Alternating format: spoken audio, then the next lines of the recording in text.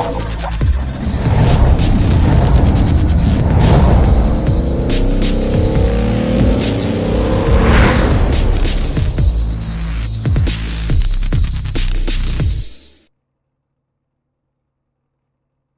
evening, ladies and gentlemen. Welcome here as we continue on the season for the Rapid Fire Pizza National Series. This is race number 31, playoff race number 5, second race of the round of 8 here at the high banks of the D-shaped mile-and-a-half Texas Motor Speedway. Everything's bigger in Texas, and the stakes are awfully big as well. I'm Seth Cole alongside of Samuel Dyer, and Sam, it's the last opportunity for drivers here in this round to get a speedway win before going into that short track of Iowa. Yeah, and really these drivers, most of the drivers that are not our top two of Logan Helton and David Santini, they're just looking for good finishes, run in the top 5, run in front of the drivers that are already ahead of you in points. That's the goal here today, and just to set yourself up for Iowa next week. But what about those guys that are down around that cut line area? Jeffrey Meyer currently is that cut line driver, 4th in the standings, but he's only got 3 points over Barry Stevens, 2 points over Tim Williams, 3 points over Carson Bowers, and 7 points over Kevin Roy. It's really close down there for drivers to be able to point their way in, even after today. Yeah, 8th through 3rd, so close to one another. Honestly, just one bad race could cost you a chance at Iowa, but we're actually having a pretty small field here tonight. Only 12 drivers going to be racing here, so even if you make a mistake tonight, just by showing up, you still are in contention for next week. Now, who will forget last week at Kansas when it looked like Evan Longacre was maybe going to be able to make it on fuel, but on that last lap could not hold off a hard-charging Logan Helton, who went on to take the victory and lock himself into that championship battle at ISM in 2 weeks' time. Do we see something like that here again today? Because I know you talked with a number of drivers today, and they're more concerned about tires than they are fuel. Yeah, tire drop-off is going to be something to watch out for. Texas has always been known as a tire beater. It's just absolutely torn up these tires. Every lap seems like you get slower and slower. After about 5 to 10 laps, you are almost a half second to a full second off of what your best lap times were for those first 2 laps. So it's going to be interesting to see how drivers can save their tires throughout the runs and who really has the long run setup, because it seems like that was what won Logan Helton last week, as well as having the freshest tires at the end. Just to give an idea to people of how abrasive this track is on tires, last week we ran 150 laps at Kansas. The drivers were only given 4 sets of tires. Here today, we're running the same distance, 150 laps, but they have an extra set given to them, 5 sets of tires that they're able to utilize for today's event. Yeah, it's really with having an extra set of tires, looking like these drivers might be pitting around between lap 30 to 40 range that they're looking for. Some drivers might think about stretching it to lap 50, but that's a long ways to go, and you might be losing way too much time trying to stretch it out. Yeah, normally here where you keep an eye on the lap times on the long run and the short run, the fresh tires versus the old tires, but I got an opportunity to actually see that under practice. Was following David Santini. He was getting run down by the fresh tires of Jeffrey Meyer. About 1.5 seconds to be made up with fresh tires to old tires. So we'll see if that comes into play today as the BJ McLeod Toyota Supers lead us down. Logan Helton and David Santini get us underway at Texas. They're going to be taking a great start here for the BJ McLeod guys. Then you've also got Jeffrey Meyer behind, as well as Barry Stevens. So in our top 4, you've got 3 of the BJ McLeod drivers taking up those 4 spots. It's wild to see. But Carson Bowers already making a hard-charging move up to 4th place and thinking about making that pass on the 38, but stays behind instead. All 3 of the college racing drivers in the field here tonight, including the 11 of Matt White, but Carson Bowers, Evan Longacre trying to point or win their way into the Final 4. And if you're looking at Logan Helton here, this race leader currently, he's already locked into the Final 4, so obviously, I know every race that the drivers are in, they want to go to victory lane, but is this all about momentum now for the 8 car for these final 2 races of the round of 8? Yeah, it's all about keeping the speed, keeping up the luck. I mean, this driver has just been on a tear for Logan Helton, who's leading right now, but he's still under fire by David Santini. And questions to see if Santini's got the run to really be able to make the pass here on the 8. But also, just it's going to be interesting to see as now he's going to be ducking it down low. Also, talking with the drivers, sounded like entry into turn one was really that spot to make the pass. Anywhere else, it was a little too risky on entry to really try to make a pass anywhere else. Yeah, of course, Texas Motor Speedway got reconfigured a few years ago, and both sides of the racetrack had 24 degrees of banking prior to that. Now turns 1 and 2 only with 20 degrees of banking, it making it a little bit more difficult for these drivers to be able to take it flat out. I think over in 3 and 4, at least for the first couple of laps, you can actually go wide open.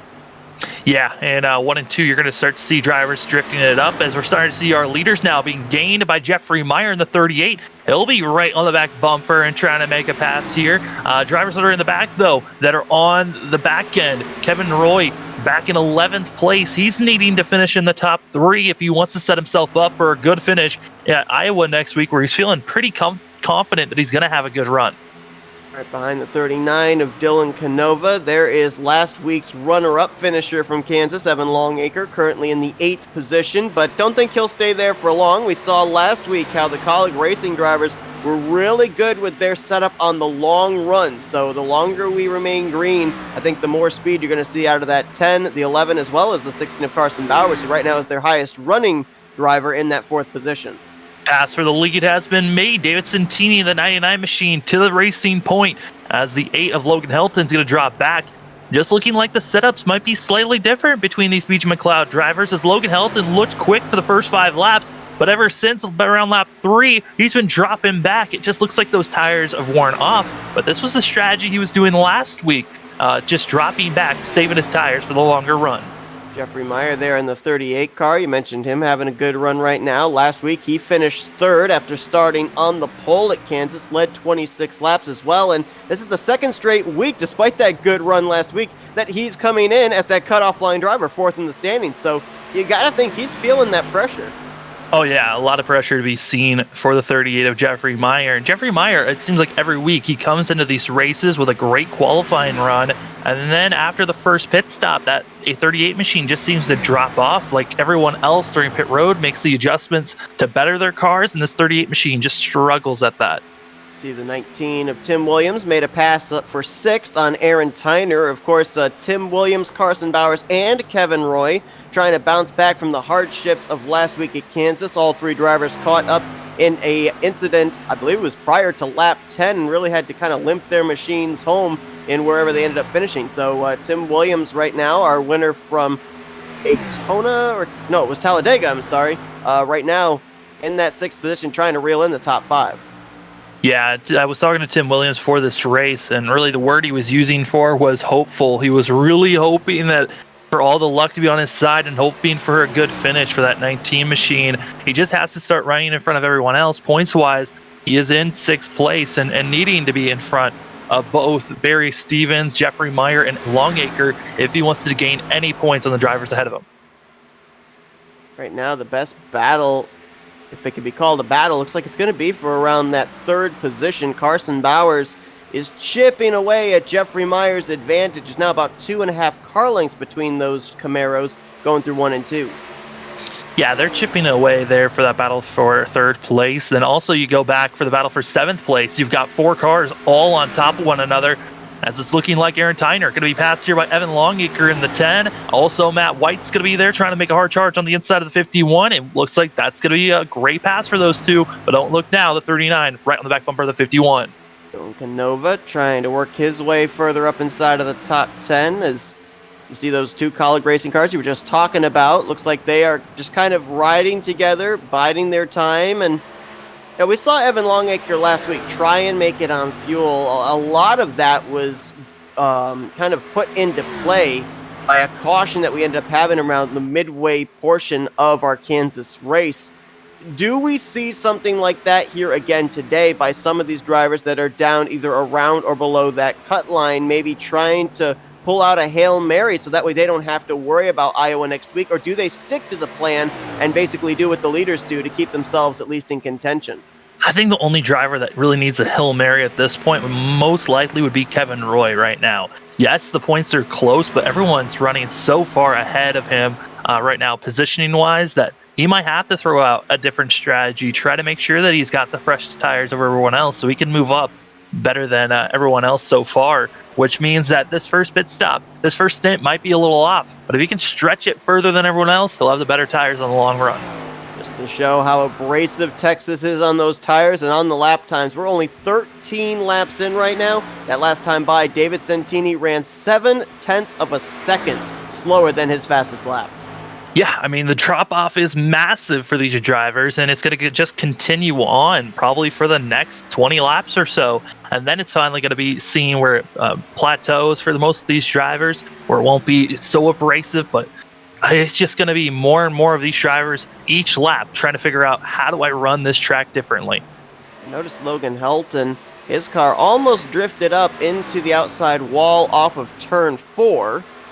And that's another thing these drivers are going to have to deal with. Is the longer the run goes on, the more pressure that's put on that right front tire, the least likely the car is going to be willing to turn off of the corner. And so these drivers are going to have to possibly, half throttle, burp the throttle accordingly to make sure they make it out of those corners. And while Logan Helton did lose the lead to David Santini, he hasn't really lost touch with the 99, but at the same time, that 8 car just does not look like it's all that good when we get about maybe 5 to 7 laps into the run. He's good on the initial maybe 3 to 4 laps of a start. Yeah, I mean, really our top 3 running very similar lap times. If anything, the 99 of Santini is the one who's being more consistent and not really seeing that drop off. Logan Helton now, he was only a couple of hundredths off. Now he's over a full 10th off of what the 99 is running in front of him. So Logan Helton kind of in a rough patch. He's just going to be losing more and more time. Jeffrey Meyer, in that 38 machine, he's now about 0.3 off and only about 9 thousandths faster than Carson Bowers, who Bowers is about to be under fire right now by Barry Stevens. I was watching Carson Bowers in practice, and I know that he definitely has a loose setup underneath him, which he's told us he really likes to have. Saw him slideways out of turn 2, but one thing I am noticing here, and I don't know if it's just that these drivers are realizing they had to settle in for the long run or not, haven't really seen anybody sliding out of shape off the corner here so far. Yeah, I mean, the longer the run goes, the more that these drivers are going to start to feel it tighten up a little bit, and it's just seeing the more rubber getting onto the course, it's going to help as well with the grip for these drivers. And just looking quick here at the track temps, it's a pretty cool track, used to than what we were seeing earlier in the season. The outside temp going to be 66 degrees, track temp 76. So that's going to be something we have to keep our eye out on as the longer this run goes on, the longer this race goes on, if the track heats up or if it cools off anymore. Santini exiting out of turn 4, passing by pit road entry, and you talked about the fact a lot of drivers possibly thinking about going with the 4-stop strategy here today, utilizing all 5 sets of the tires they've been given. I mean, we're only about 11 laps away from, if any of the drivers are going to follow that strategy, them hitting pit road. What's the difficulty level of Texas getting onto pit lane? Texas is pretty difficult for these drivers. You got to come off of a pretty steep bank course and run low. For some drivers that want to take it really easy, they might enter coming out of 3, but a lot of drivers coming out of 4, it's a pretty steep transition from coming out of the banked corner into the flat apron to the pit road. So there's a possible chance that some of the drivers might be coming in with too much ahead of steam and could be missing pit road, sliding through the infield. A big reason why we had about 3rd place on down to 8th coming into this race so close in the point stands. I think a big reason was because last week it was a rather low car count, and again a somewhat low car count today as only 12 drivers took the green flag. That really puts the pressure on those drivers back there like Stevens, Williams, Carson Bowers to get up here and at least finish up in the top 3, I would think, if not win the race, just based on the fact that there's not much opportunity to be able to pick up spots.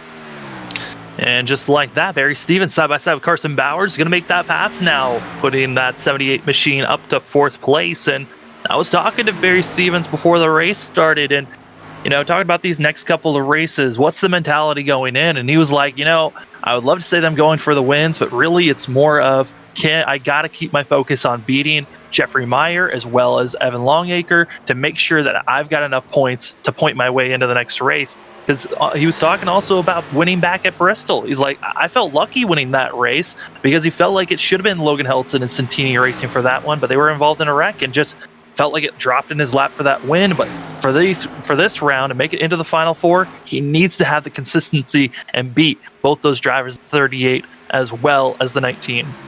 And, a lot of people don't necessarily look at the second race of a round of the playoffs as kind of a deciding factor. But in all honesty, especially here in this round, I think it is, because of the fact that you've got a wild card type race where track position is going to be the main focus next week at Iowa. These drivers here today, as stated, it's the last mile-and-a-half track that they're going to be taking to here this season.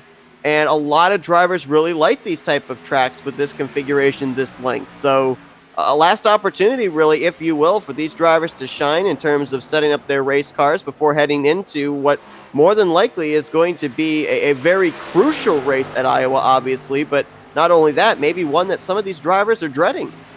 Yeah, it's Iowa's going to be really tricky. I mean, short track racing, you never really truly know what's going to happen. As it looks like a pass for 9th place, it's going to be underway here soon as well for a pass for 2nd place. Evan Longacre getting on the back end of Tim Williams in the 19, and since we're getting closer and closer to that lap 30 marker, we're starting to see drivers that have some pretty quick setups. So far, only driver left running in the 30s is going to be David Santini. Everyone else running a 31.1 second lap time, which is really impressive to see from this 99 machine that just continues to show off more and more every week. Evan Longacre, as you mentioned, he's now to the inside of Tim Williams, trying to move up to the 6th position. Able to hook the bottom pretty nicely there, even with those 26-lap-old worn tires. Matt White tried to make the pass as well. Tim Williams throwing a bit of a block there. Not sure you want to throw a block on this crooked front straightaway. Yeah, I don't really think Tim Williams was expecting White to get such a good run out of 4. I thought he probably imagined, hey, this is enough gap. I can come down and be safe still. But right now, for the colleague guys, it just seems like Evan Longacre is kind of like the icebreaker ship, breaking through the ice, making a path for the rest of these colleague guys to get by these drivers. As the 11 easily gets by the 19, we'll see if the 39 we'll see if he's able to get through. But man, it is impressive to see how this 10 machine's just been cruising through the field. Looking at the lap times, though, still Davidson Santini, fastest car out here. And that battle that once was for 2nd place, we're starting to see Helton pull away. Yeah, Meyer was closing in. I think he was about only 3 car lengths back. You see it's now opened up to about 5.5, maybe 6 car lengths. And Helton's lap times have actually picked up as well, as have Meyer's. Last couple of laps, they were running around 31.3s, the high 31.2s. That last time by, both of them ran in the mid 31.1s. So I don't know if they're necessarily pushing it here or just the fact that now they don't have to concentrate on each other. They're going back to just hitting their marks. Yeah, I think it's more of just hitting your marks. And, speaking of hitting your marks, a driver that really is failing at that at this moment, it's got to be the 51 of Aaron Tyner. It's qualified 7th, has dropped all the way back to last place in 12th place. And this 51 machine is just not looking comfortable here on the long runs, as well as the 12 of Roger Gregory. Both those drivers just not looking comfortable right now on track. That's really surprising there with Roger Gregory, too, because he seems to really be good when we come to the 1.5-mile tracks, but apparently Texas just not quite in his wheelhouse here today. There's Kevin Roy in the 4 machine, currently running 11.5 seconds behind the race leader, but he does see positions and points just up ahead of him. That's Dylan Canova in the 39 that he's starting to close up onto the back bumper. Yeah, Kevin Roy really has been able to save these tires for the long run. Right now, almost the fastest car on track, just about a 10th off of what our leader's running. Also an update on what happened to the 12. He got into the wall, and that is what slowed the 12 machine of Roger Gregory down so much. And also the 51, first car in pits. And, the 12 of Roger Gregory smacked that right side of his machine pretty hard. Most damaged vehicle out there so far. Battle closing up for the 4th position. Carson Bowers starting to reel Barry Stevens back in. Stevens got around him for the 4th position about 10 laps ago. Carson Bowers wants the spot back, and another member of the colleague racing team that is really good on the long run. So apparently his setup now starting to come back to him. And you noticed right there, took a little bit higher of an entry into the corner, maybe about half a groove higher. That's another thing that these drivers, as they're battling with each other, are going to be fighting for, and that's clean air, because especially down there in 1 and 2. If you're running the draft of somebody else, we know that right front at this point in time would be overcooked. You don't want to be in dirty air as well, have the car tighten up on you, and have it just go straight. Yeah, completely. I mean, the heat in these tires is pretty difficult to try to even cool off, as it looks like Tim Williams as well, battling for that 7th place with Matt White. Looks like he might be trying to make a pass here, as Tim Williams has slowly had to back off and has found some speed. But, everyone out here, they're just trying to figure out how to get their long-run setups set up the right way, and expecting to see drivers come in and out. But Aaron Tyner has pitted, and he's come out behind 3rd place of Jeffrey Meyer. We're about to see how quick this 51 machine is compared to the older tires, as he is screaming fast, and this is just going to hurt those drivers that he's passing, because they have to go on the outside to give space to the 51. You have to think as well that these drivers all coming into this race looking and seeing the fact that they, along with 11 other competitors, taking the green, that this was more than likely going to be a green flag race. I mean, we may run this entire 150 laps without any sighting of a yellow flag whatsoever. So for anybody that was setting up their car for the short run, they might be in trouble and have to make some wholesale changes on this first round of pit stops. Yeah, and I know I don't want to jinx it, but usually we either see these guys have early cautions, long green flag run to finish out the race, or it's a long green flag run in the start and a lot of cautions to end out the race. So you never know, just based on the way that the pattern's been going for this season. Some of these drivers might be crossing their fingers that this thing does go green to the end. But still, the racing action back for 8th place is closing, as here comes that 39 machine. You got a pretty good cluster of cars here. Longacre, White, Williams, Canova, and Kevin Roy. All 5 of them only separated by about maybe 2 seconds, as Tim Williams trying to put the pressure there on the leaf filter Camaros. So, if there's a mistake to be made, it more than likely would be back in this area if we were to see a yellow flag. But as you said as well, really turn 1, the drivers told you, is the only place that's really the available place to pass. And I would think that as the tires continue to wear more and more, even that option gets slimmer and slimmer.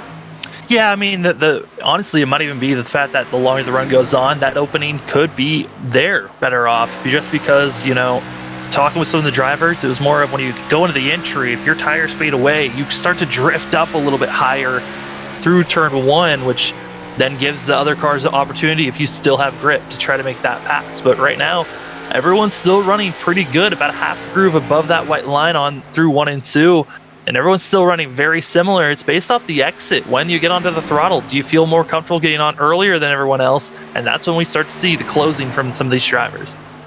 Right now, based on where everybody is running, the final 4 slots is, Canova. I don't know if he brushed the wall there or not. Roger Gregory on pit road, but Canova was close, hitting that outside wall off of turn 4. But we already know that Helton's locked in. Santini, you mentioned, just had to take the green flag today to be locked into the final 4. Right now, those final 2 spots would belong to Jeffrey Meyer, who currently would be up in 3rd, and Evan Longacre by only 1 point would currently have the final spot over Barry Stevens. Yeah, and that's the thing with having such a small field, is that you might be feeling like you're having a solid day for Barry Stevens, but Longacre is just 2 positions back when you need him to have even further back than he is. So, these smaller fields really helping out the drivers that have only about a 4 to 5 gap, as Canova got really out of shape out of the 2. This 39 machine looking like he needs to come into the pits here in the next about 3 laps. And Tim Williams backing off the pace there. Is he coming to pit road? No. Okay, I thought he really backed off of the 11 of Matt White, who he looked like he was trying to make a pass, so I thought he might be coming down pit road this time, but no, maybe he just lost some momentum there through 3 and 4. As that might be being set up right now, it's that 2nd place position. Jeffrey Meyer is caught back up to Logan Helton and almost decided to make an issue there into turn number 1. We'll see this time by, as coming out of 4, still in the back bumper of the 8. Jeffrey Meyer doing exactly what he's got to do to at least point his way into the final 4. Had a podium finish last week at Kansas, and right up on the back bumper, Logan Helton there for the 2nd spot through turns 1 and 2. Trying to look for back-to-back top 3 finishes. For drivers that have come into the pits, Aaron Tyner has come in, still one lap down, has not unlapped himself just yet. Also, Roger Gregory in the pits, 4 laps down, still trying to get repairs done after smacking the outside wall. Taking a peek to the inside there is Meyer. And it looks like Logan Helton realized the 38 wanted to get by him. He moved up to the outside, said, all right, go right ahead. Another thing I'm noticing here, normally David Santini, when we see himself and Logan Helton week after week kind of play the cat and mouse game of who's the better BJ McLeod Motorsports Supra, Santini seems to be one of those patient drivers that lets the car come to him on the long run. I've been looking at his lap times here, and he's consistently running 31 O's. It doesn't look like he's holding anything back here at all. It doesn't look like he's in save mode, like he's in conserve mode, because his lap times have been consistently around that 31-second range. Yeah, he was one of the last drivers to even get into 31 seconds, so it makes sense that he still has the speed. And the BJ McLeod guys have always been known to have that long run setup and ready to just completely pounce on every track that they go to. They always have a very strict regiment of how they want to get their setups done. They practice throughout the week to get set up for every single race they go to. So I'm not surprised by seeing the 99 having such a strong run, as it looks like Logan Helton's really backed it down, but he's still not going to be coming in. We'll see if he comes in this time, but he is not looking good for this 8 machine. Surprise you that a lot of drivers were thinking about maybe doing the 4-stop strategy, and yet we've gone now to lap 45, and really we've only had a couple of drivers hit pit road, one for damage and one just based on the fact that he really needed those tires? Well, I mean, I think it was a lot of waiting to see what the top 5 were going to do. If they pitted early, it was really going to show to everyone else we need to pit now. Due to the fact that our top 5, our top 10 have not pitted yet, everyone's kind of forcing everyone else's hand of we got to stay out, we cannot lose time. Feeling like if everyone else is going to stretch out and try to cut down a pit stop, it's better off to stay out there. You know, you talked about the fact that this pit road is difficult to get onto as well. Maybe these drivers are figuring, you know, the longer we stay out, if somebody comes to pit road, messes up their entry onto pit lane, spins out and brings out a caution, at least we're not going to run the risk of being trapped a lap down. Let somebody else make the mistake first. Yeah, and passing is going to be going on. The battle for 9th place and the battle for 7th place on Kevin Roy. Going to get under Canova, pushing that 39 car now back to 10th place. And the battle for 7th place, White now under fire by Tim Williams. As Williams gets under the 11, that's all out of shapes down the backstretch. Yeah, I don't know very much about the reconfiguration of Texas. I've only driven it once over on the NR Sim. The one thing I do know, you cannot go up to that second or third groove over in turns 1 and 2, because I saw that 39 going up the track and I thought he might be going up to the wall. Yeah, coming at it too. I mean, that outside wall just sneaks up on you. You're just not expecting it to pop out as much as it does, and so you really have to back off and lose time. Or you're going to get loose getting back on the throttle with the potential chance of that wall sticking out. But clean pass by Tim Williams. Now he's back up into 7th place, trying to not come back up front. But our driver that got up to 2nd, Jeffrey Meyer, first car of our top 10 to be coming in the pits. We'll see what this gains him here, as like maybe these drivers looking to split this race into thirds, maybe around the lap 50, lap 100 mark to make 2 pit stops in this race possibly. As I said, you know, there's about a second and a half to be gained, and ironically enough, it was Jeffrey Meyer that I end up seeing do that in practice, so maybe he learned that when he was racing against the 99 in the practice session and utilizing it here in the race. Santini be feeling like he's gotten forced. He'll be coming into the pits this time, as well as others in the back. You've got Carson Bowers coming in, Barry Stevens as well pulling into the pits. Staying out, though, Logan Helton, Tim Williams, Matt White, Kevin Roy, and Canova all staying out. And everyone else coming in, as well as Longacre, of those drivers that came in. Barry Stevens had a very odd entry into the pit road. I thought he was about to come in with the wrong angle to hurt that 78 machine, but luckily was able to get into his pit stall, and Santini out on track. Logan Helton is now in pit road. Oh, Tim Williams through the grasses. That car got loose out of 4. He is going to keep it straight, it looks like. Brings it back up onto the racing surface, headed for 1, but a close call for the 19 car. Now, we talked about these drivers. It was just he got loose, completely out of shape, able to save it, losing that position to Kevin Roy and a lot of time being scrubbed off. But luckily, that 19 machine still running and most likely going to be thinking, maybe we'll just pull into the pits now.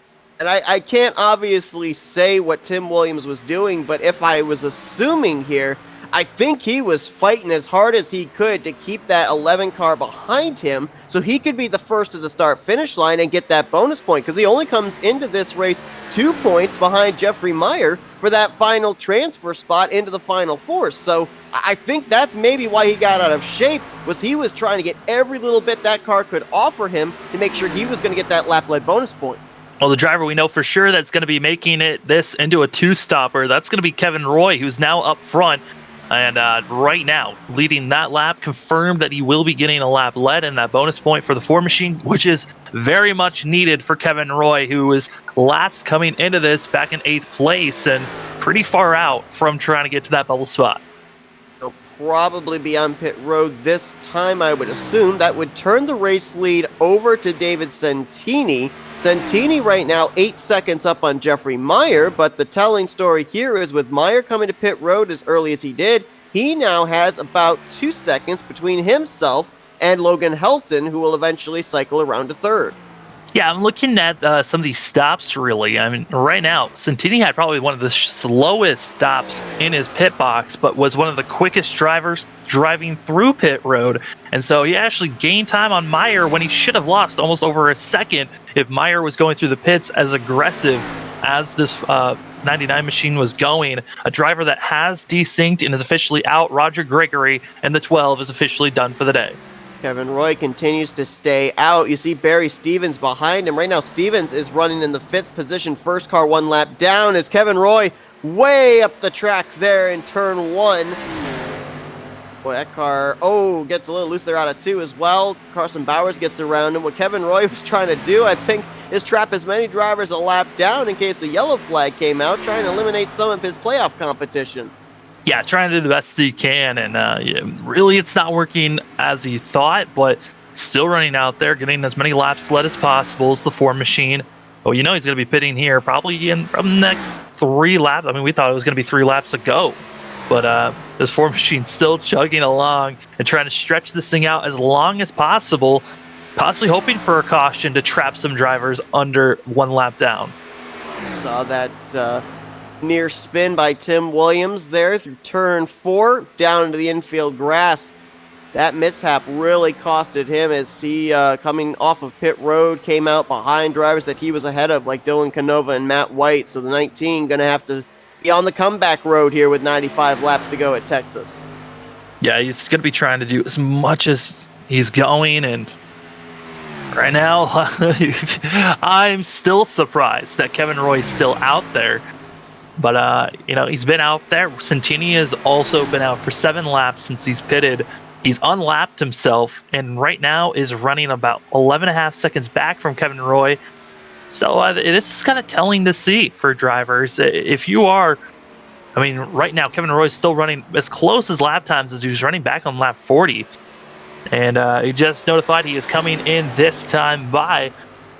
But Canova's got to figure out how to get by the 4 machine, because he's going to have to make it on the outside because the 4's going to stay on the inside. Kevin Roy will finally complete the cycle of green flag pit stops as he brings his JD Motorsports Chevrolet Camaro down pit road. That will turn the race lead over to David Santini, who right now holds about 8.5, now climbing to 9 seconds over Jeffrey Meyer. Logan Helton will cycle to 3rd, Barry Stevens in 4th, and Carson Bowers will be 5th as we have now crossed the threshold of less than 100 laps to go here tonight at the Texas Motor Speedway. We're going to step aside for a quick commercial break. We'll be back here momentarily. You won't miss a thing as Santini paces the field here tonight at Texas. We're going FRN side by side.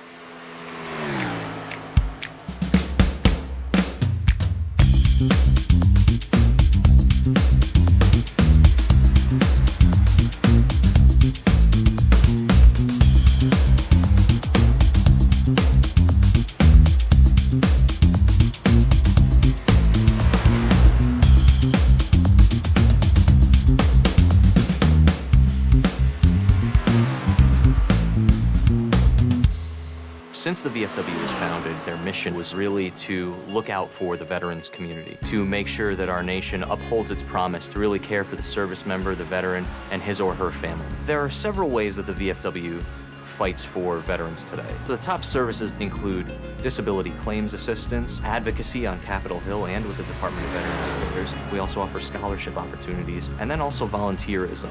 For me personally, when I came back from Iraq, my life experience was drastically different from those around me, and the veterans of foreign wars really spoke to me. The reason I would encourage veterans who have served overseas today to join the VFW is because this is your organization. The VFW is for veterans. Every generation, a new generation of leaders steps up in the veterans of foreign wars and fights for the veterans community. The Veterans of Foreign Wars. No one does more for veterans. For more information on the VFW, go to ahctv.com/sacrifice.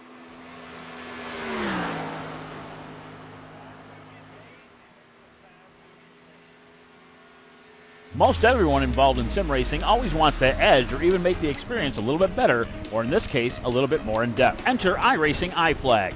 iFlag is a simulation signal box with software designed by Peter Vostro. When you are behind the wheel in iRacing, your eyes are looking down the track or maybe even in the rear or side view mirrors. You may not notice or even hear when the caution comes out, when your car is damaged, or if you get black flag, or even notice the car beside you. Yes, iFlag will point out the signs and tell you where that car is.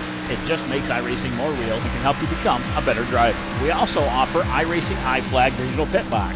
This small box is a great addition to any sim rig. With only 3.5 inches wide, it gives you all the information you need, including how many laps completed, how much fuel you will need to finish, what lap you need to pit on, laps so your fuel is empty, as well as weather and track conditions. It also switches when you come down pit road for more information, including what lap you're pitting under, tire wear, laps on tires, fuel average, and much, much more. To see more info, check us out today at iracingiflag.com.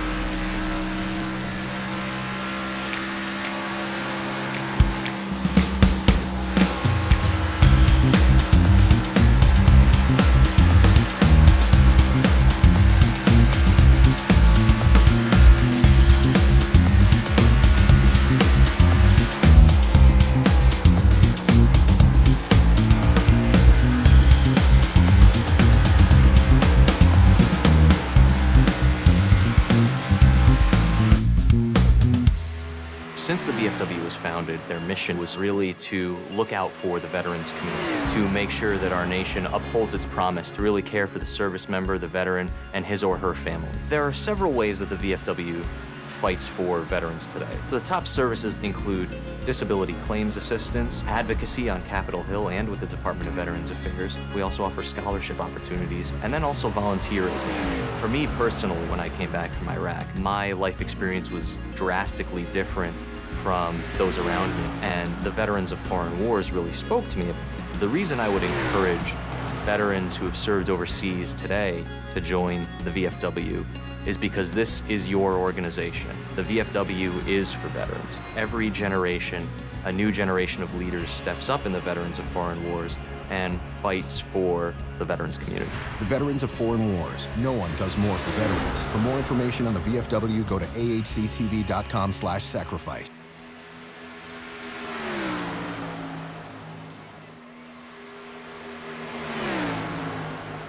Most everyone involved in sim racing always wants that edge or even make the experience a little bit better, or in this case, a little bit more in-depth. Enter iRacing iFlag. iFlag is a simulation signal box with software designed by Peter Vostro. When you are behind the wheel in iRacing, your eyes are looking down the track or maybe even in the rear or side view mirrors. You may not notice or even hear when the caution. We welcome you back here to Texas Motor Speedway. This is the second race of the round of 8 for the playoffs for the Rapid Fire Pizza National Series. You're watching the battle for second place that just exchanged hands, going on nearly 11 seconds behind race leader David Santini, but Helton now back up to the runner spot with slightly fresher tires. Yeah, I think that's the biggest thing for this 8 car. He needed the slightly fresher tires to help himself out. Also, big news for the 11 of Matt White.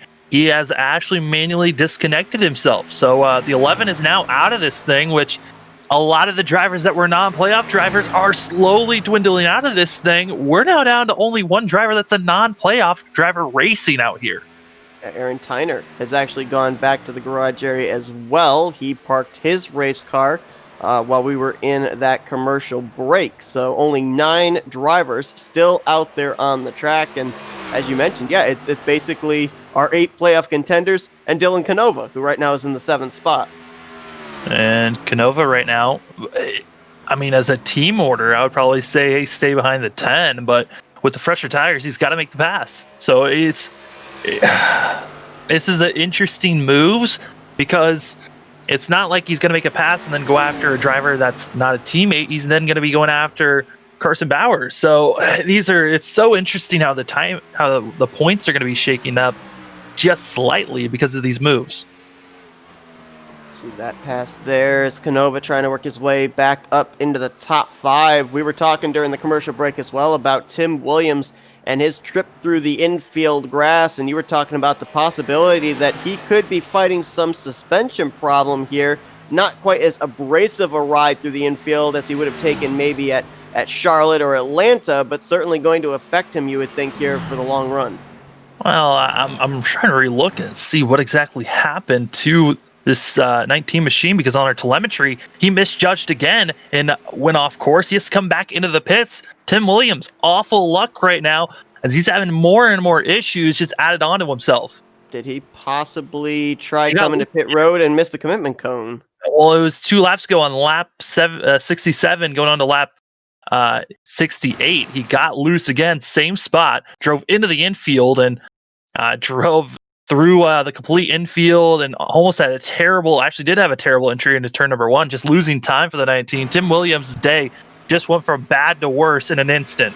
We'll look back and see about that incident here off of turn 4, and wow, I would say a mirror image of what happened to him before, but he was even wider coming off of turn 4 that time when his car got out of shape. Yeah, I mean, it just looked like he was fighting it completely out of 4, and it was around about a quarter of the way through the front stretch when he finally just lost it, and it went through the infield. And now he's in the pits trying to get that damage repaired, and he's now 2 laps down.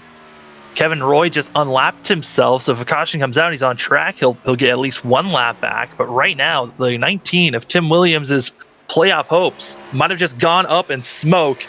And he talked to me just hoping for something to go right for him, and did not here today. This is such a weird situation, too, because, we already just stated, with the 9 drivers still out there, only one of them is a non-playoff contender.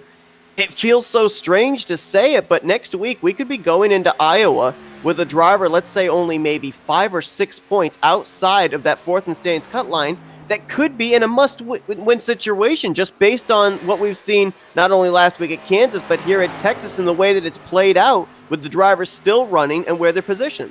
Tim Williams has gotten back up to speed and out of the pit road issues, though. He's 4 laps down, and it's just going to continue to get worse for himself as other drivers in close battles. Everyone that's close. The 10 is starting to run back down the 39 of Canova.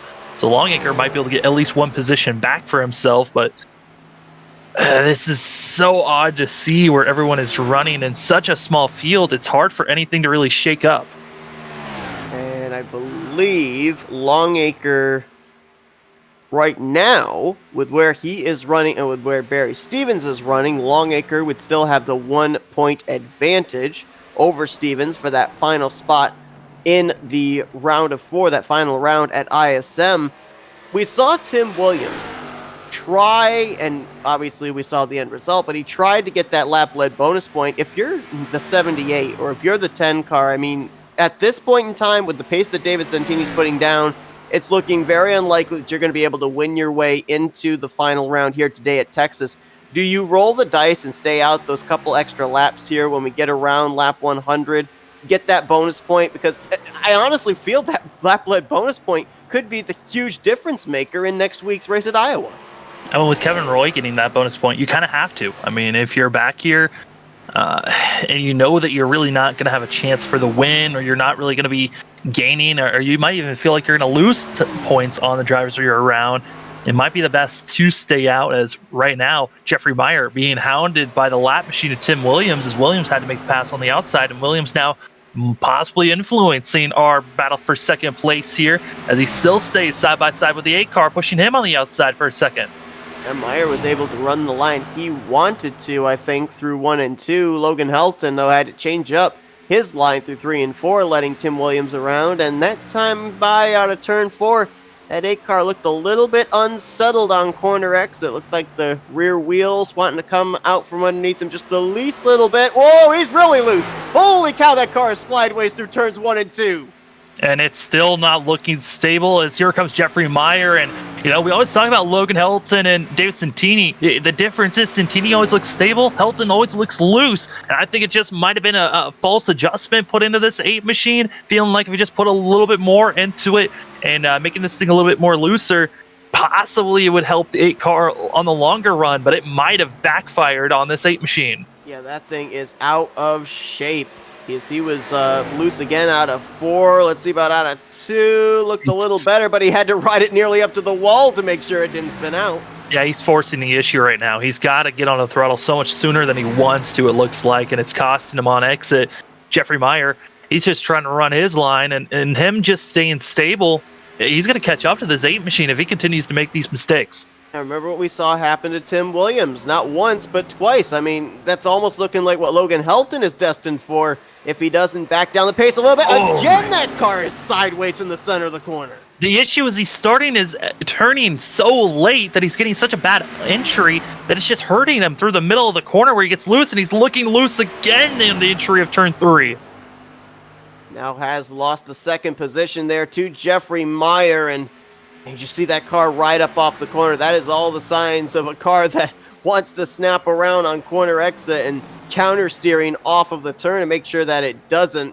Maybe Logan Helton, now losing that second position, can find some way to approach these corners that will help that condition, as again almost gets up there into the wall in turn 2. And I'm actually looking very carefully around that right front.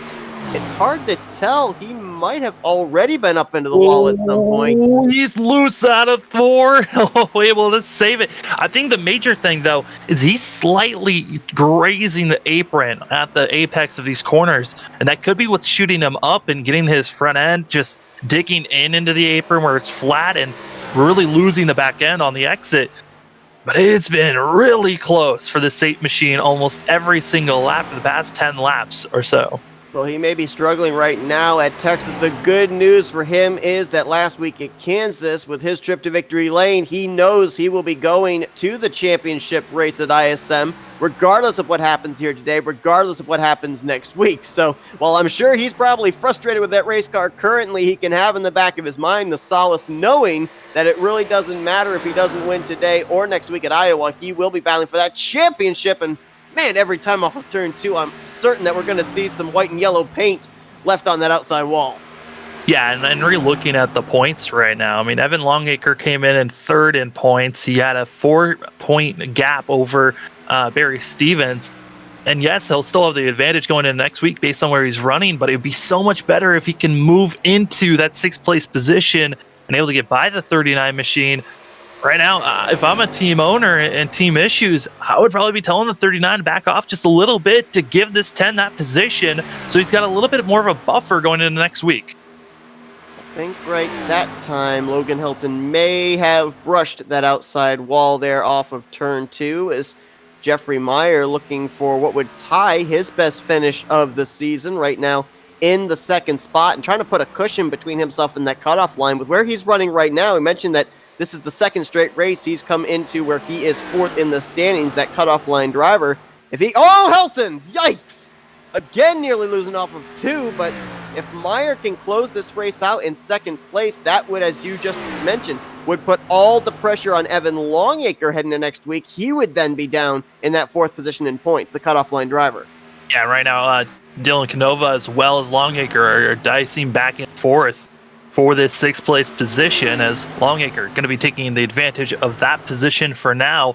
But don't look back now. A driver that is quick and trying to run down these 2 machines, that's going to be the 4 of Kevin Roy, who could be possibly moving himself up into the top 6. Well, remember, he came down pit road about 6 to 7 laps later than everybody else. He has managed to get around David Santini. You see the 99 back there, get himself back on the lead lap. So maybe this strategy will pan out to his advantage and gain him a couple of spots. We'll have to wait and see. as we're about 12 laps away from when we're expecting more than likely all of our race leaders will be hitting pit road for potentially their final stop of the day. What's funny is I'm pretty sure that these tires equaled out for only a lap. Now Santini's going to be the one that's running down the 4 and might be putting Kevin Roy back a lap down as they're catching up to these two. We could possibly see ourselves with only 5 cars left on the lead lap here in the next about 10 laps or so, or even less than that. One thing Santini has not had to deal with all race long has been traffic. I think this is the first time he's had to really deal with passing a race car, as he has spent the majority of this race out in front. He will put Kevin Roy down a lap now, and now closing in on Dylan Canova and Evan Longacre, the 6th and 7th place machines, as just dropping back here. Logan Helton again in that number 8 car continues to look sideways in the corners, and I think he came down pit road about 2 laps later than his teammate David Santini did. I almost have a feeling that 8 car is going to have to be one of the first of our leaders on pit road this time, though, because those rear tires have gotten worn out quite a bit with all the sliding he's been doing. Yeah, and looking back at the track temp, the track has actually cooled off a little bit since we have come into since the race started. Started with the track temp being around 76 degrees for these drivers. It's dropped down to 73, so a little bit more grip into this racetrack, and I think that Helton might have made an adjustment to thinking that the track was going to actually heat up and might have hurt the 8 machine here. So we're running here in the late afternoon conditions at Texas, and pretty much this entire race, there's been that shadow over in turn 1 from the grandstands here in the skybox on the front straightaway.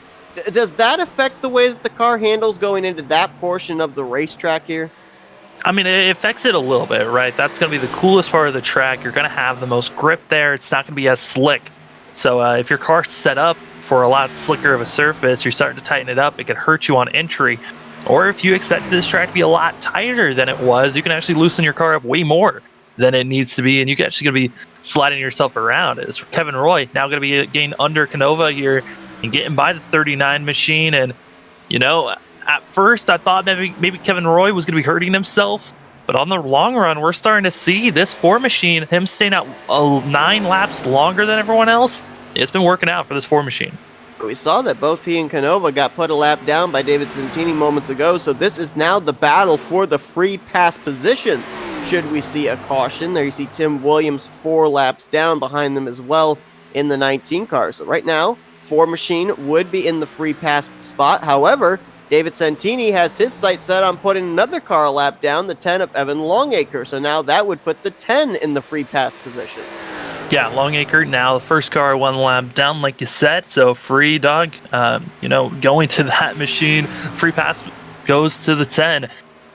But the next car that our leader is going to be aiming for is going to be Carson Bowers, who's about 3.5 seconds ahead of the 10 machine. So the 99 of Santini, he's going to be thinking about pitting here probably in the next 5 laps or so. So he might not catch up to Bowers just yet, but still the potential of looming there at this next pit stop is there. We've talked about how turns 1 and 2, kind of the difference-making area of this racetrack, and Texas is one of those stranger D-shaped 1.5-mile tracks, because at Charlotte Motor Speedway, Atlanta Motor Speedway, the other D-shaped 1.5-mile tracks out there, a lot of drivers refer to them as cookie cutter tracks, because turns 1 and 2, same banking as over in 3 and 4. I mentioned earlier that when Texas was reconfigured, they put the turns 1 and 2 from 24 down to 20 degrees of banking. So with the 24 degrees of banking on one end of the track, the 20 degrees of banking on the other end, it's kind of, if you will, similar to like a D-shaped Darlington. Yeah, it really is. It's a lot more of figuring out how do you attack these corners with it being so different. And really, I think it's more of setting up for corner number 1 and 2, and then hope that 3 and 4 you can still full throttle it. As first car into the pits for our top 10, this is going to be the 39 of Dylan Canova. So not surprised to see that's the 39. He was one of the first cars to pit on our first stint. So we'll see if this 39 machine, how much time will he gain, as this should be our money stop for these drivers. Yeah, the big question is, as you said, the money stop, is this their final pit stop of the day? Because if we do see a caution come out, a number of these drivers, a majority of these drivers, are still going to have 2 sets of tires on pit road waiting for them for some possible late race restarts. As Evan Longacre, who has just put a lap down, now brings his rapid fire pizza Camaro to the attention of his pit crew. And seeing Longacre coming in, it's going to be good for this 10 machine to get it done. But like we stated, I mean, these cars have been so spread out with it being such a small field. We could honestly go green to the end here, Seth. And I think the only driver we might have been concerned that could have been bringing out this caution was Tim Williams with the way that he was entering his pit stops, as well as the 8 on track with how loose he's been getting. You know, we've been focusing here for at least the last 50 laps or so, the points battle between, namely, Barry Stevens and Evan Longacre for that 4th and final playoff spot. Does it make it easier or harder, do you think, for these drivers to strategize? I mean, obviously, they're the guys that are focused on each other because they know it's at stake. With the field spread out, does it make it easier for them in terms of strategy, or do you think it would be easier for them to be in the same vicinity battling with each other on track? I mean, if you're closer to someone else, you really can think, okay, if they pit now, I need to follow suit. If you're spread out, yes, you're thinking, okay, they pit this lap, I need to follow suit, or I'll run another lap and see if I can gain by having fresher tires on the long run. There's a lot of different strategies to be thrown out with there being spacing because it gives you the options a lot sooner to think about, right? If you're right on someone and they pit and you weren't expecting it, you really can't follow them. If there's a gap to work with, then you can pit and then follow suit. As right now, the difference between 7th and 8th is within 2-3 tenths at this moment. As with Canova coming in the pits a couple laps earlier, he's gained that time on the 10, but with the 10 of Longacre having the fresher tires, he's about to be pulling away. Other drivers that pitted, Barry Stevens, Carson Bowers, they've pitted now. And also we're starting to see Logan Helton has pulled in, but he spun around. Oh, gracious. And he's trying to get down to his pit stall going in reverse. He came into the pits, locked it up, spun it around on entry, and now it's just going backwards. And spins it back around himself. And you got to be careful for driving backwards for so long, as our leader also has pitted in Santini. He'll be getting back out there. Jeffrey Myers, our leader, for the moment. And, you talked about some drivers thinking about staying out, getting that bonus point.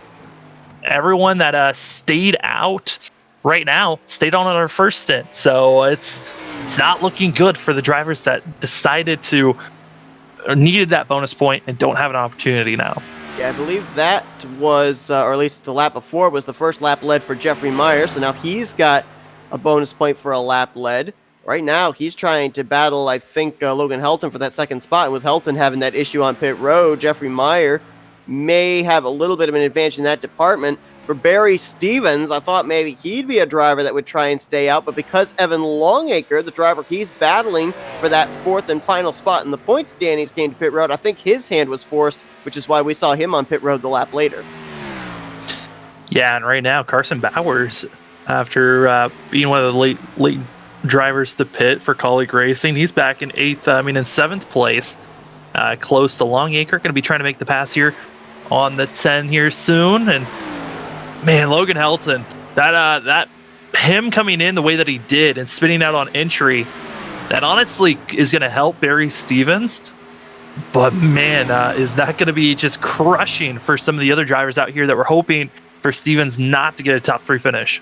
Absolutely. You're looking at this battle you talked about between the Colleague Racing teammates. As Jeffrey Myers just hit pit road from the race lead, turning the lead back over to David Santini. And, Carson Bowers, his situation after a poor performance, getting caught up in that wreck last week at Kansas, came into this race 4 points, or actually 3 points behind the cut line if we're counting the fact that Jeffrey Myers was 4th in the standings coming into this race. Oh, Kevin, that's a bad place to be. Yikes, Carson Bowers having to figure out where to go as the Colleague Racing teammates were side by side there coming out of turn 4. But let's remember, too, going into next week, we're going into a short track. Barry Stevens was the winner the last time we were at a short track at Bristol. Carson Bowers finished in 2nd. So is this a case of, for Carson Bowers, just try and gain all the points possible, but focus on Iowa next week as maybe the place to pounce to get one of those last-minute Final Four spots? I think it's more of we got to look back at last time we were at Iowa instead of looking back at Bristol. Bristol was such a fluky race. I mean, we had David Santini and Helton running for the lead. Should have won that race, but were caught up by a lap traffic accident. So Bristol was such a fluke. It's kind of hard to use that as like a control race.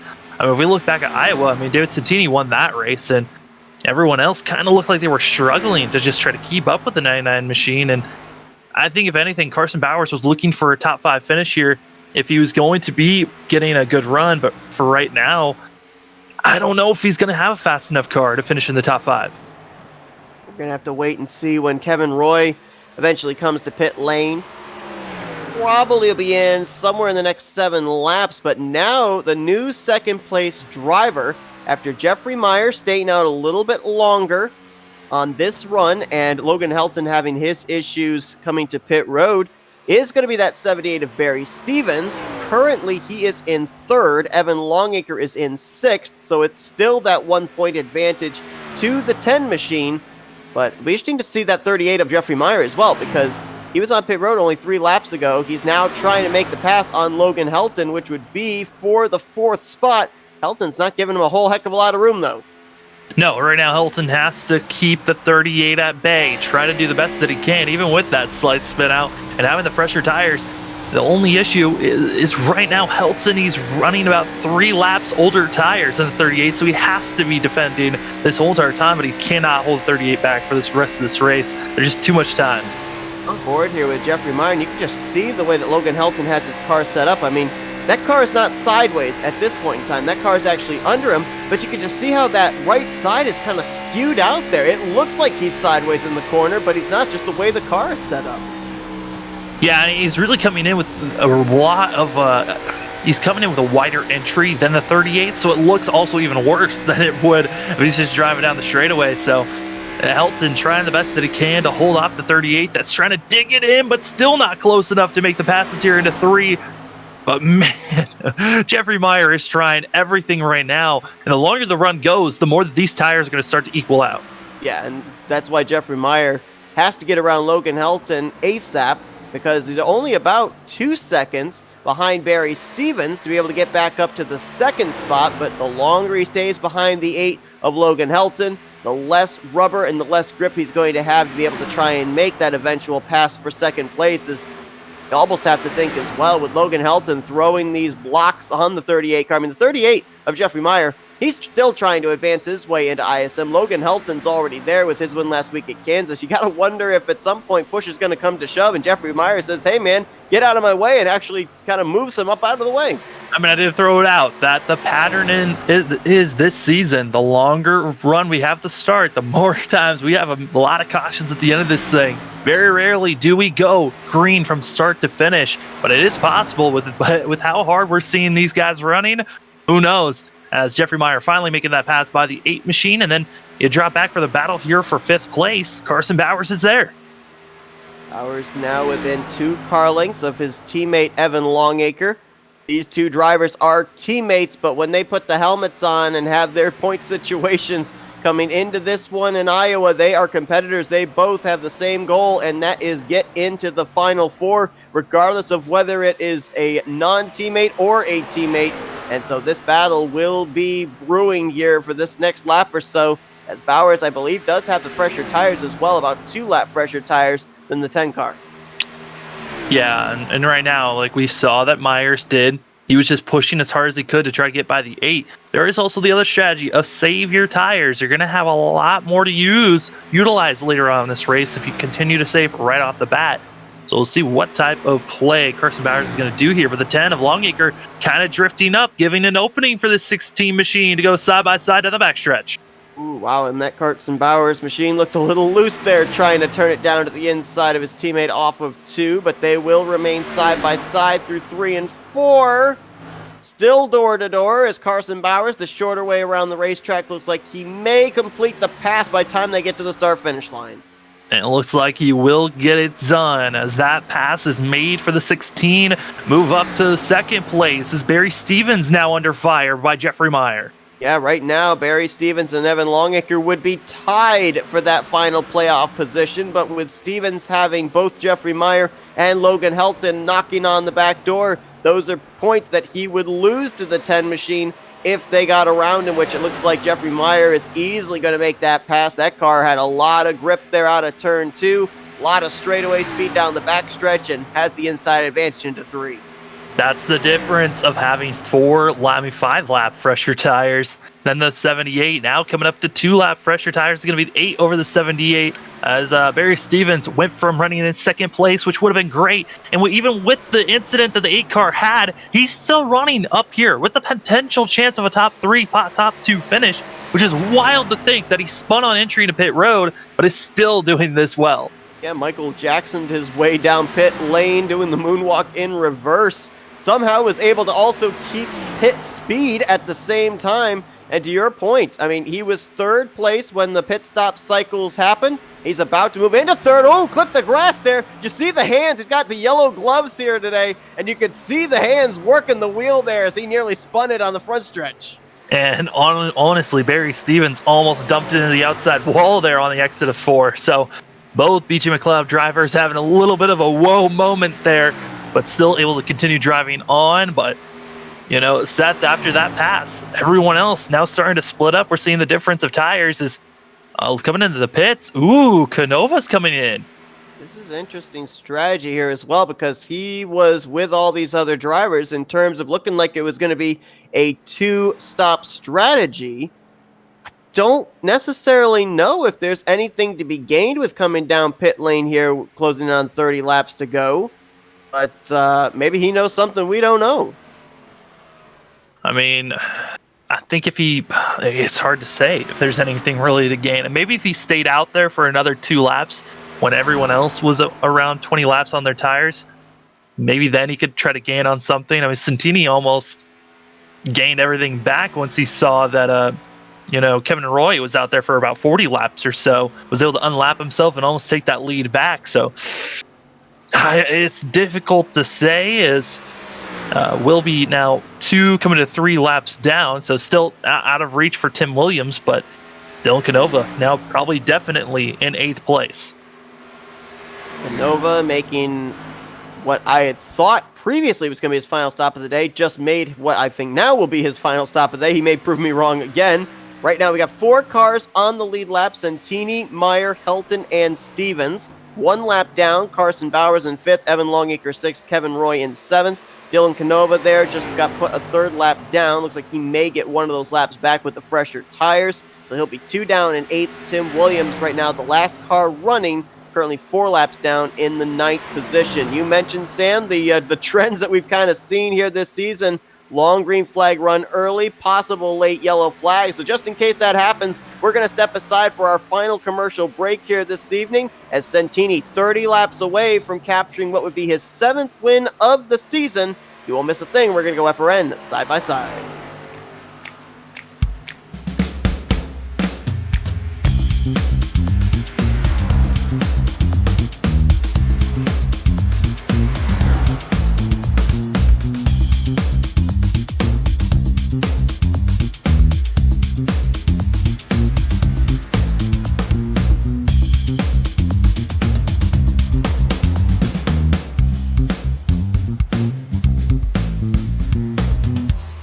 Since the VFW was founded, their mission was really to look out for the veterans community, to make sure that our nation upholds its promise to really care for the service member, the veteran, and his or her family. There are several ways that the VFW fights for veterans today. The top services include disability claims assistance, advocacy on Capitol Hill and with the Department of Veterans Affairs. We also offer scholarship opportunities, and then also volunteerism.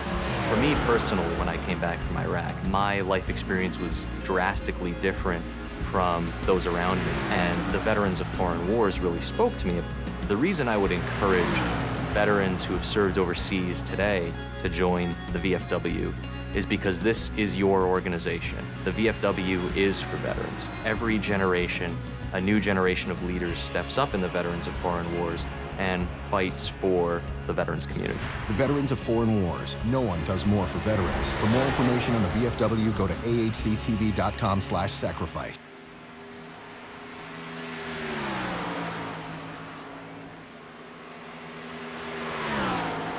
Most everyone involved in sim racing always wants that edge or even make the experience a little bit better, or in this case, a little bit more in depth. Enter iRacing iFlag. iFlag is a simulation signal box with software designed by Peter Vostro. When you are behind the wheel in iRacing, your eyes are looking down the track or maybe even in the rear or side view mirrors. You may not notice or even hear when the caution comes out, when your car is damaged, or if you get black flagged, or even notice the car beside you. Yes, iFlag will point out the signs and tell you where that car is. It just makes iRacing more real and can help you become a better driver. We also offer iRacing iFlag Digital Pit Box. This small box is a great addition to any sim rig. With only 3.5 inches wide, it gives you all the information you need, including how many laps completed, how much fuel you will need to finish, what lap you need to pit on, laps so your fuel is empty, as well as weather and track conditions. It also switches when you come down pit road for more information, including what lap you're pitting under, tire wear, laps on tires, fuel average, and much, much more. To see more info, check us out today at iracingiflag.com.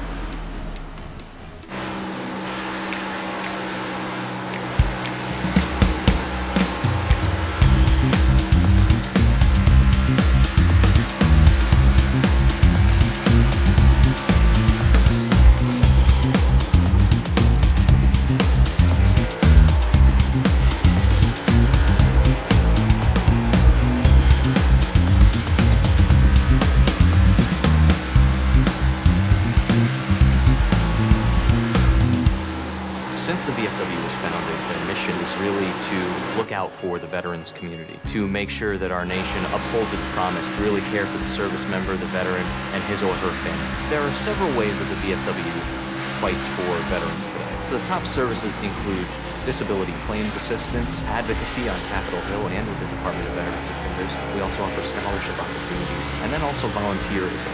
For me personally, when I came back from Iraq, my life experience was drastically different from those around me, and the veterans of foreign wars really spoke to me. The reason I would encourage veterans who have served overseas today to join the VFW is because this is your organization. The VFW is for veterans. Every generation, a new generation of leaders steps up in the veterans of foreign wars and fights for the veterans community. The Veterans of Foreign Wars. No one does more for veterans. For more information on the VFW, go to ahctv.com/sacrifice.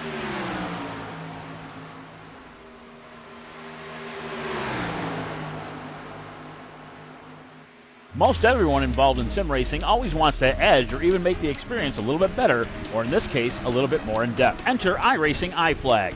iFlag is a simulation signal box with software designed by Peter Vostro. When you are behind the wheel in iRacing, your eyes are looking down the track or maybe even in the rear or side view mirrors. You may not notice or even hear when the caution comes out, when your car is damaged, or if you get black flagged, or even notice the car beside you. Yes, iFlag will point out the signs and tell you where that car is. It just makes iRacing more real and can help you become a better driver. We also offer iRacing iFlag Digital Pit Box. This small box is a great addition to any sim rig. With only 3.5 inches wide, it gives you all the information you need, including how many laps completed, how much fuel you will need to finish, what lap you need to pit on, laps so your fuel is empty, as well as weather and track conditions. It also switches when you come down pit road for more information, including what lap you're pitting under, tire wear, laps on tires, fuel average, and much, much more. To see more info, check us out today at iracingiflag.com.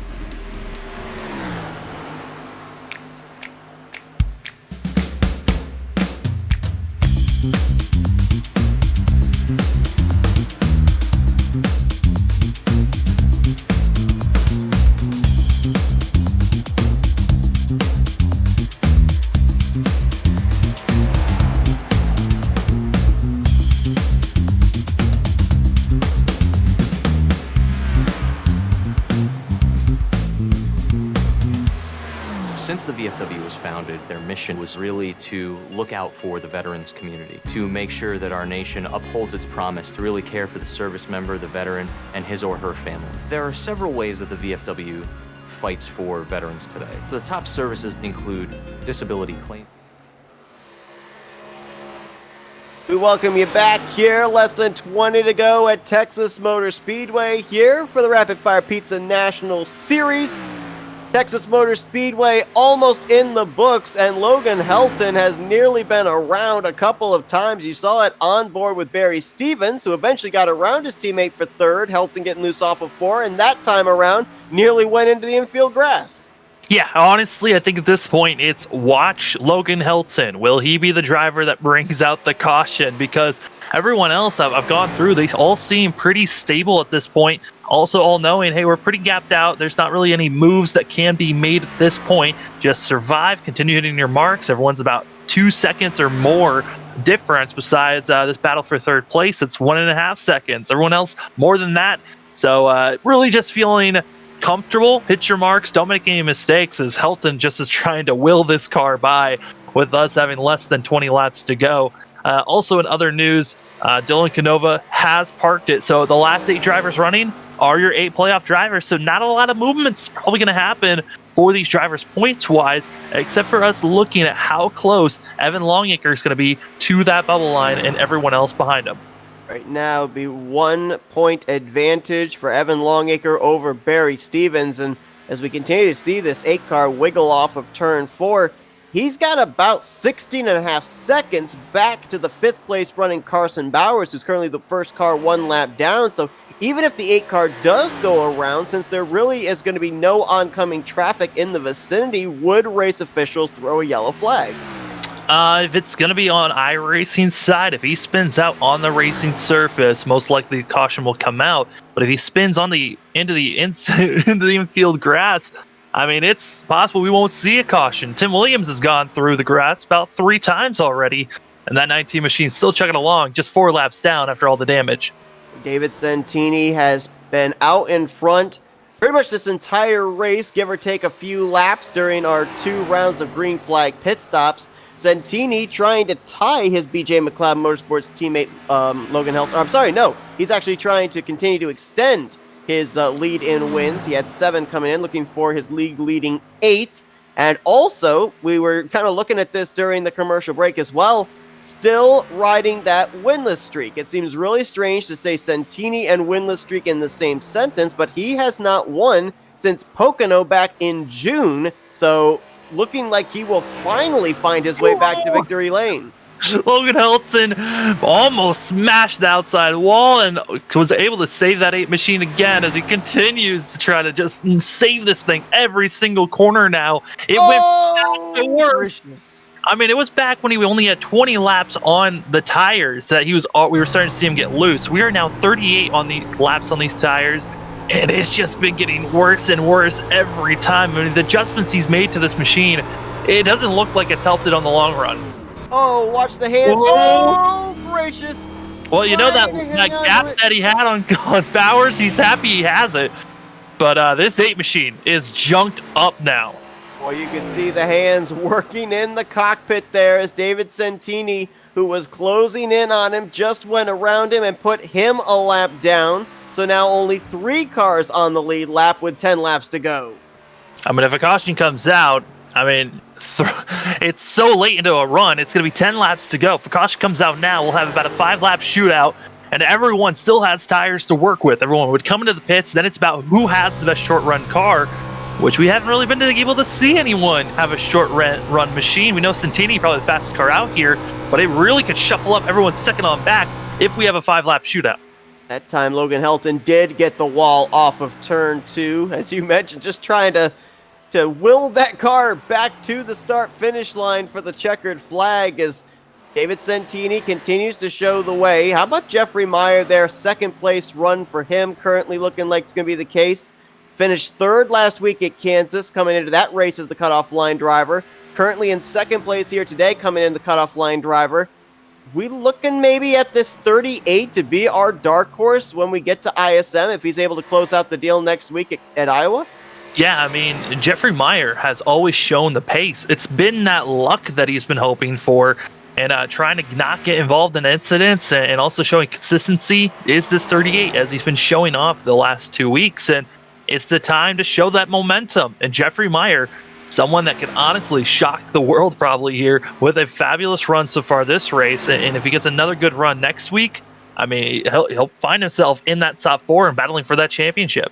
If you're going to have a shot at making your way into that championship four, you've at least got to give yourself the opportunity going into the elimination race, and that's what Barry Stevens has been able to do here today. He's not been able to get himself up points-wise into the final four, but right now running 3 positions ahead of Evan Longacre. That would make him up 3 points, as neither one of them have led a lap here today. So right now, Longacre would have the 4th and final spot by 1 point over Stevens going into the elimination race at Iowa next week. I'm just looking at the times they're being placed. Logan Helton's still just looking dangerous out there. And when he really does get loose out of 4, that's when he's losing time on Carson Bowers. He's not losing too much time where it's going to cost him that position, as it's still 13 seconds back from the 16 machine, as Logan Helton right now, compared to everyone else, he's running about 0.2 off. But Carson Bowers, Evan Longacre, those guys are running very off of what we've been seeing our top 3 running. Logan Helton is coming into this race winning 3 races in a row. Prior to that was the last time that he finished outside of the top 3, and that was when he was involved while battling for the lead in a wreck at Bristol Motor Speedway. So very rare that we end up seeing Logan Helton struggling at a racetrack, but Texas, especially from about the midway portion of this race on, has not been kind to the setup he's got underneath him. No, it really has not. He's just hoping this race gets over soon and hoping that he doesn't have another issue coming out of 2 is Logan Helton. I think he's kind of figured out, hey, I don't need to be pushing it. It's kind of over for me trying to run down this the 78 of Barry Stevens. It's more of just hit my marks and survive. But Jeffrey Meyer seems to be having a slight issues for himself. And right now, Barry Stevens is the fastest car on track. Slowly but surely, he's been gaining on this 38. If we see Jeffrey Meyer have more issues these next few laps, they could be right on top of one another. Yeah, in 2.5 laps, though, can Barry Stevens close up 2 seconds. There you see it, about maybe 2/3 of a straightaway between the 38 and the 78. We'll keep tabs on that as David Santini hitting the back straightaway now. He's going to be coming around and receiving 2 laps to go. It's looking like, barring whatever happens here in these final 2 laps, we are going to be going clean and green the entire 150 laps of this event here tonight. Tomorrow night, however, it is the 5th playoff race for the Veterans of Foreign War Cup Series drivers. They've got 10 extra laps as well in that one, and so do we expect to see the same type of racing, long green flag runs there, or do we see drivers maybe be a little bit more aggressive and see a couple more cautions? I would like to say that we're going to see the same thing, long green flag runs, see who's the most dominant car, just coming up to the top. But usually the Veterans of Foreign War Cup Series likes to do the opposite of what the Rapid Fire Pizza National Series does. So we possibly could be seeing ourselves a lot more wrecks, but those guys are very talented. A lot of hungry drivers trying to set themselves up for Iowa next week for that series. I'm expecting a lot of hard racing. We'll see if contact, though, ensues tomorrow night. As white flag in the air, here comes David Santini. Santini about to lock himself up a spot in the championship battle at ISM. He dominates tonight here at Texas and snaps a winless streak that goes all the way back 12 races ago in the middle portion of the month of June at the Pocono Raceway. And Jeffrey Meyer able to come through here and with a solid second place running for this 38 machine that needed this to have the biggest bubble of points to work with going into next week. Jeffrey Meyer needed this type of a run going into Iowa just in case he gets caught up into any trouble. And Barry Stevens will close out the podium as David Santini, a little congratulatory bump from our winner in the last 3 weeks, Logan Helton, and that may have been the first bit of damage right there that will brush off of 4 that Santini got all day long. We knew coming into this race that David Santini just had to take the green flag with all the playoff points he accumulated during the regular season to advance into the championship 4, but a statement win here tonight for that 99. Yeah, almost lapped the whole entire field, leaving only 3 cars in total left on the lead lap, including David Santini himself. So A crazy end of this race. So many cars a lap down, hoping for a caution. I think the whole entire field on chat was screaming out for a caution for those final 50 laps, but it just never came, even though Logan Helton almost gave us a few cautions there with about 30 to go. Santini capturing his league-leading 8th checkered flag of the season. And we now know that it's going to be our two highest finishers as far as race wins are concerned, Logan Helton and David Santini, that will make up 50% of the drivers battling for the championship at ISM. We'll have to rely on next week at Iowa to determine those final 2 spots, which right now would be held by Jeffrey Meyer, who's coming off now back-to-back top 3 finishes, 3rd last week at Kansas, 2nd place here today at Texas. And as you can see on the full finisher results, Longacre finished in 6th, Stevens finished in 3rd, 1 point advantage for Longacre in that final playoff position over Barry Stevens, with Kevin Roy in 7th, Tim Williams in 8th. Yes, they were close in the points coming into this race, but based on the fact the last couple of weeks we've had this low car count, are they going into Iowa must-win situation drivers? I would think so. I think with the low car count that we're going into, even with bonus points that you could possibly be earning for these drivers, it's a must-win scenario for the drivers that are in the lower half of points. They're going to need a win for sure, just because you're kind of banking on someone to get caught up into an accident, which Iowa, easily, we could be seeing more cautions being brought out there than we have here at Texas. But it's going to be a lot of shaking up that we're going to be seeing here in the next couple of weeks. Well, the stage is now set for Iowa Speedway to play its part into who's going to be advancing into that Final Four. Let's find out what these drivers now are thinking, if their mindsets have now changed from the events here tonight at Texas, now looking forward to Iowa Speedway next week. And let's kick things off with our 3rd place finisher, Barry Stevens. Hey, Barry, it's Sam and Seth up here in the Flatout Racing Network studios. You got us? Hey, it's good to hear from you. Man, a 3rd place run for you here tonight at Texas. A lot of that gained on that final pit stop during the round of green flag pit stops there. We saw you come down pit road a lot earlier than most of the other drivers around you, so that strategy call certainly seemed to work out, but how much were you fighting that race car there in the closing stages of this race? You know, the car, excuse me, the car was actually really good. A little loose towards the end, but when I made that final that pit stop, that was by design. We knew that people would be watching to see what Dave did and not what I did. And so I went ahead and snuck in there a little bit early, which gave me an advantage. There weren't any cautions all night, so I felt that that would be safe, and that's what I took advantage of. That helped me out in the long runs because I was having trouble getting up into the top 3 on the runs, doing it, pitting with everybody else. So it worked out. You know, obviously, shifting gears, looking towards Iowa next week, we now know that your 2 teammates, the BJ McLeod teammates of David Santini and Logan Helton, they're locked into the championship for battle at ISM. Obviously, I know you'd love to make it 3 for 3 for the team. Going into next week, if our calculations are correct, you're 1 point behind Evan Longacre for that final 4th playoff spot. So is that the driver, the 10 car you're focused on next week at Iowa to make sure that you're going to be finishing ahead of him? Or do you go into Iowa just thinking about getting that victory to lock yourself in?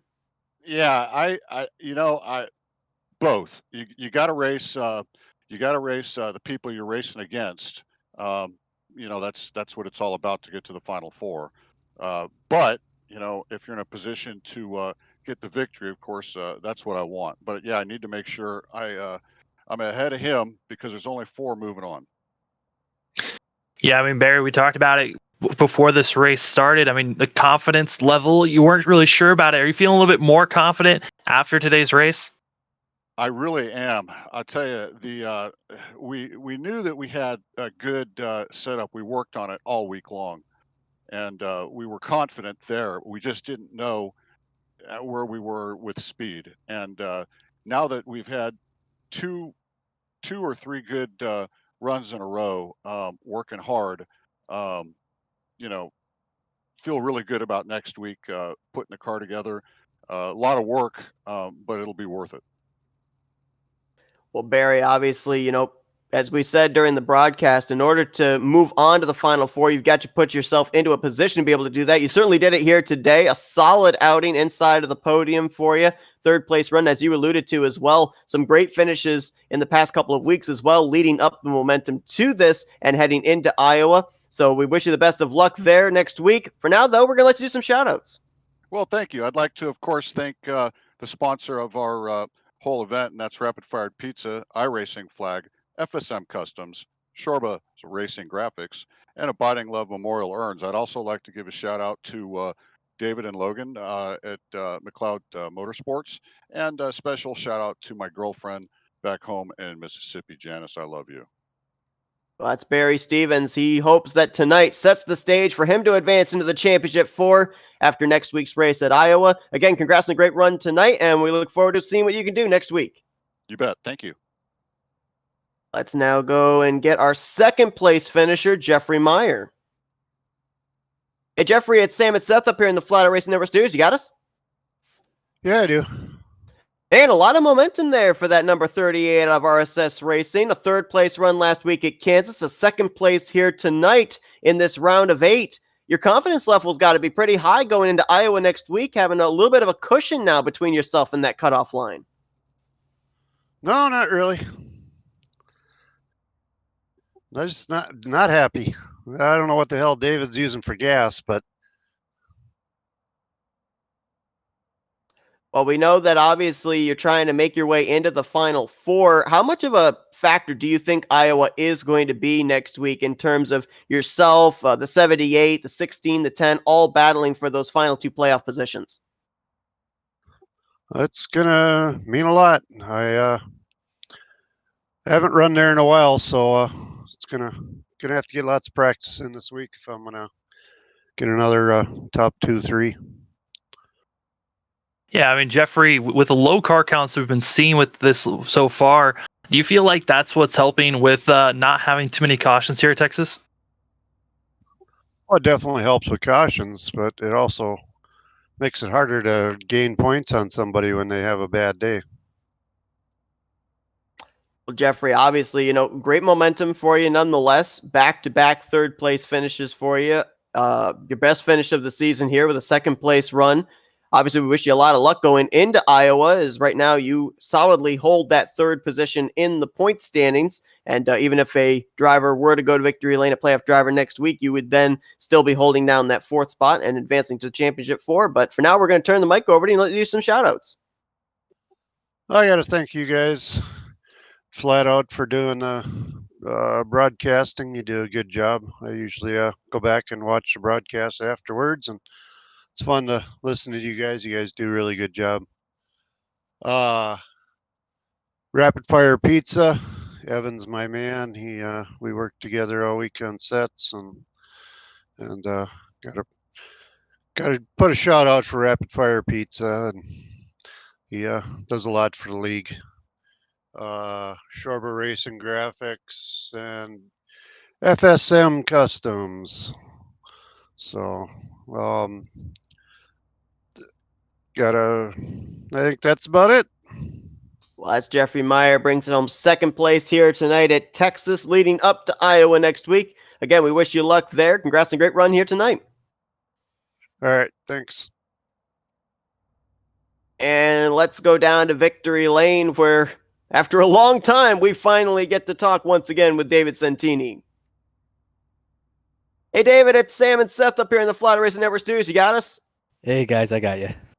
Well, man, I mean, we talked to you a couple of weeks ago back at the Charlotte Roval, but finally you've got that 99 back in Victory Lane after what's been almost a 4-month winless streak. I mean, how good is it to get this car finally back in Victory Lane? Not only that, secure yourself a spot now in that Championship 4 at ISM. Yeah, no, it definitely feels great. I mean, it's been so long. I feel like we've had so many good cars, and we've just got either caught up in something or just strategy ended up playing, like last week kind of. It was rough, but it feels good to be back here regardless. So, yeah. Obviously, we've seen that your car has been very consistent during the course of the season. Tonight, you pick up your league-leading 8th trip to Victory Lane. However, coming into this race with all the playoff points you'd accumulated during the regular season, as soon as you took the green flag, you were locked into the Final Four. So was this a statement win for all those other three competitors when you get to ISM that this is the car to beat? Yeah, no, I mean, no doubt. I mean, we pretty much were locked in no matter what because, I mean, I think I could have came in last the next few races, still made it. But we came into me and Barry worked on this set all week, and we really didn't know where we were going to be here. So, yeah, I mean, it feels really good to come out here and do as well as I did. And even Barry with his third place feels great. So, yeah, no, it feels awesome. Yeah, I mean, David, after now officially locking yourself in today, is it now more just focusing on how to get Barry now into the Final Four? Oh, for sure. I mean, yeah, we're still gonna play it out as we've been all year. Just work together all week and get better each week. But however, yeah, I mean, our next goal now, me and Logan are both locked in, so getting Barry in is the next goal here for sure. So we're gonna see what we can do next week here. David, obviously the last time we were at Iowa Speedway, you went to Victory Lane, so you certainly know the ins and outs of the racetrack. How much of a factor do you think that track itself is going to play into that championship battle of those drivers trying to get those final two spots? Oh, it's going to be huge. It's going to be Iowa's a pretty good racy track, so it's going to be a lot of fun. You're going to see loose cars, tight cars. It's going to be, everybody with their setups, long run strategy is going to come into effect. So no, it's definitely going to be interesting knowing it's the last race here. See what everybody can pull out of their hat here for the last race. Well, David, obviously, great to see you be back in Victory Lane. Obviously, congratulations on now advancing into the Final Four. We look forward to seeing what you're going to be able to do next week at Iowa to try and carry that momentum into the championship battle. But for now, we're going to let you do some shout-outs. Appreciate it, guys. Big thanks to you guys for doing this broadcast each and every week. Everybody that runs the league for sure here, Rapid Fire Pizza, iRacing, iFlag, FSM Custom, Shorebird Racing Graphics, Abiding Love Memorial Earns, and Bearing Real Estate for being on the car this week. Oh, and everybody over at BJ McLeod, Barry and Logan for sure. Well, that is BJ McLeod, Motorsports driver David Santini, finally back in Victory Lane. His league-leading 8th trip to Victory Lane takes place here tonight at Texas. Again, congratulations on your victory. Go enjoy it, and we look forward to seeing if we maybe talk to you next week, maybe sweep the races at Iowa. Hopefully. Thanks a lot, guys. Appreciate it. And that will conclude tonight's race. I mean, 150 laps, Sam, clean and green. It just flew right by, but no doubt about it, a statement race here tonight for David Santini, who, as he said, he didn't have to win tonight's race. He could have easily locked himself into the Final Four on the points that he had coming into this round of 8. But I think right here, this is definitely saying to whoever else he's going to be battling at ISM, I'm going to be the guy that you guys got to beat for this championship. Yeah, I mean, coming into the playoffs, we knew that it was going to be between David Santini and Logan Helton. They've been the favorites all season long. The question was, who are going to be the other two coming in? And Jeffrey Meyer, he's been showing a lot of pace and consistency. I think that 38 machine might be another driver that could be throwing his stick in and trying to say, hey, I'm someone to watch out for as well. And there's a lot of other machines they're trying to hunt and trying their best to be a car up front. I think, honestly, Evan Longacre, he's been consistent all season long. I think just with that 10 cars consistency, he could be someone that could be pointing his way into the Final Four next week. Yeah, right now the point stands are actually getting updated.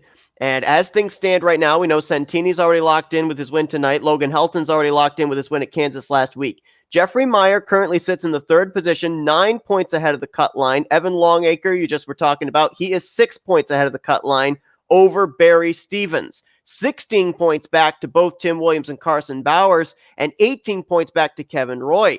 I almost hate to say it, but with the car counts we've been seeing, unless we end up having about 20 drivers show up next week at Iowa, is even Barry Stevens 6 points deficit. Is he in a must-win situation next week? I don't want to say it, but I think he is. I think all the drivers that are outside of the bubble who are trying to look in, they kind of are in must-win situations. If we have another low car count like we did today, and it was only between the 8 drivers, I mean, Barry Stevens, the man that he's trying to go after of Evan Longacre, he was only able to be 3 positions above that 10 machine. It still wasn't enough to try to gain onto Longacre. So it's still going to be a long, hard-fought battle between those 2 drivers. And when you also consider the fact that Evan Longacre, that cutoff line driver, finished runner-up to David Santini the first time these drivers took to Iowa Speedway earlier on this season. So definitely going to be a tall mountain to climb for those 4 drivers that are going to be heading into next week's race below the cut line. But tomorrow night, the Veterans of 4 or More Cup Series drivers, they're going to be here as well at Texas Motor Speedway, as they'll be taking to the track for 167 laps. And as you alluded to, we may end up seeing an entirely different type race tomorrow night than we saw here this evening. Yeah, it's we're gonna have to keep our eyes out and see how the drivers react during practice, and also talking to the drivers, see how their cars feel. But if we see anyone racing like we just saw Logan Helton's machine was for those final 30 to 20 laps there, it's gonna be a wild race for a lot of those cars tomorrow night. Certainly is. Well, we hope that you guys enjoyed our coverage here this evening. We hope you'll tune in tomorrow night, as we're going to have, as we said, coverage of the Veterans of 4 or More Cup Series drivers. Their third to last race of the season, setting them up for the elimination race of the round of 8, determining the championship 4 going into ISM. They're going to be at Texas tomorrow night. And we also have a double feature for you tomorrow night, as we are also going to be covering the FTF Grand National Series. They are going to be at North Wilkesboro. This is, I believe, going to be their middle race of the round of 8 as well, determining who's going to be advancing into their championship battle in the Final 4 at ISM as well. But Sam, a crazy one here tonight. Clean and green, but a lot of heart-stopping moments along the way. Appreciate you joining me for it. It's always a pleasure, and these guys always put on a show. It's a pleasure to watch them as well. Who will join Helton and Santini at ISM? We'll find out next week at Iowa. For Samuel Dyer, I'm Seth Cole. Thanks for tuning in tonight to another broadcast courtesy of the Flatout Racing Network.